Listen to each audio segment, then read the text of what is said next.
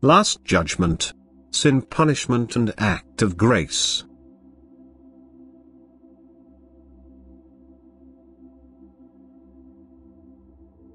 Fear and terror will befall the people in view of the end and their helplessness, because all but the few faithful to God lack faith in a loving, wise and all-powerful God, in a life after death and in a spiritual kingdom. They believe only what they see and see its downfall, and thus their condition is hopeless. They have valued earthly life too highly, and they now realize their powerlessness to prolong it by 1 hour, and the imperfection of their souls terrifies them, for they fear death. They feel it unconsciously, that the soul is approaching an extremely agonizing state, that there is no extinction for the soul, and in their insufficient maturity of soul they must therefore fear the end or come to faith. The believing person faces the end with peace of mind, knowing that he is protected, as long as he lives on earth. And also the life after his death does not frighten him, it is for him the actual life, which was the purpose and goal of his life on earth. But the last time will be terrible, for all the forces of darkness will come together, will unite and rage against the light on earth to pull it down into darkness. And the faithful will be in extreme distress, from which death will appear to them as redemption. And that is why they long for the last hours, they anxiously await the call from this earth and hope for the coming of the Lord, which precedes the last judgment. And from this they draw the strength to resist. But Satan rages until the last hour has come. Men excel in cruelty and proceed outrageously against the faithful. Then judgment comes upon them. Flames burst out of the earth and consume everything they seize. And the people see death before their eyes, which they cannot escape. But their distress and fear do not outweigh the measure of sins they have taken upon themselves in the time of persecution against those who are faithful to God. This measure is overflowing and can only be paid off by the banishment in the solid matter, that the beingness in it carries off the guilt through a long time of captivity. And no man will escape his fate which he has created for himself by his way of life.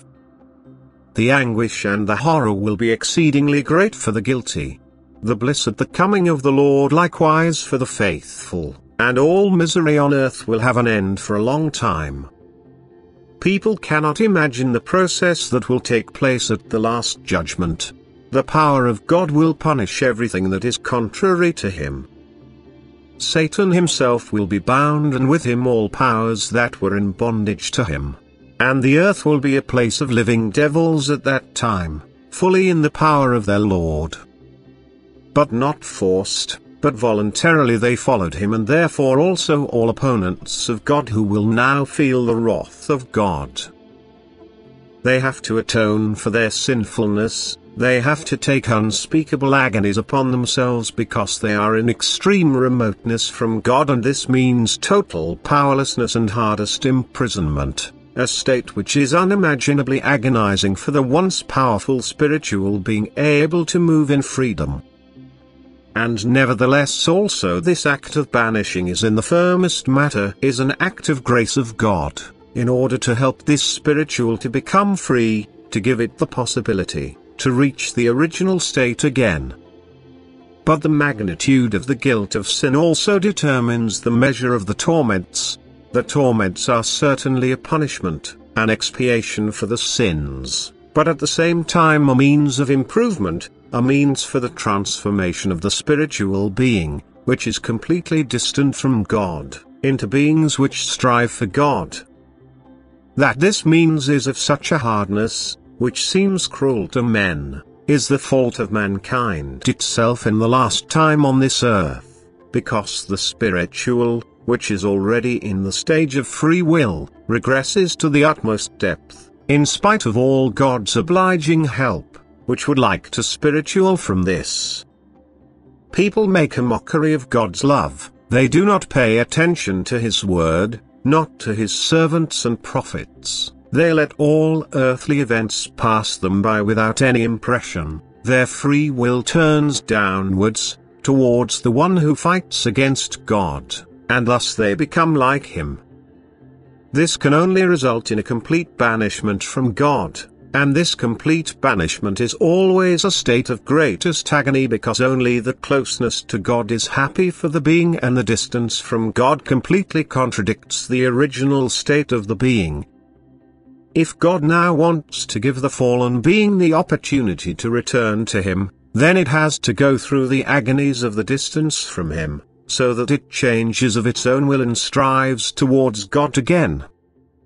Initially, however, it is so opposed to God that it does not muster this will, and therefore the stay in the solid matter lasts endlessly long times.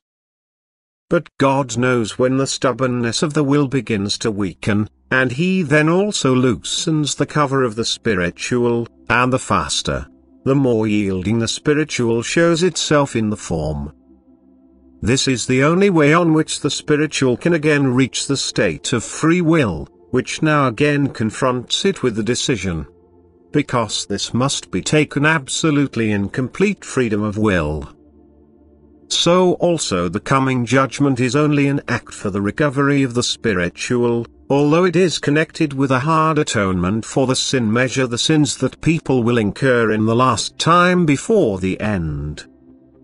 An upward development, that is transformation of the will on this earth, does not exist anymore, and therefore all life is ended. A time in God-connectedness and guiltlessness begins again for the few whom God takes from the earth before, whom he has determined for the procreation of the human race, after all other people have been deprived of their bodily life. They can therefore no longer oppress the few good people who are faithful to God. For this is the end, that God separates the good from the bad, that he rewards the good and punishes the bad, so that the former may lead a paradisiacal life on the new earth, and the latter are condemned to endless imprisonment. Amen.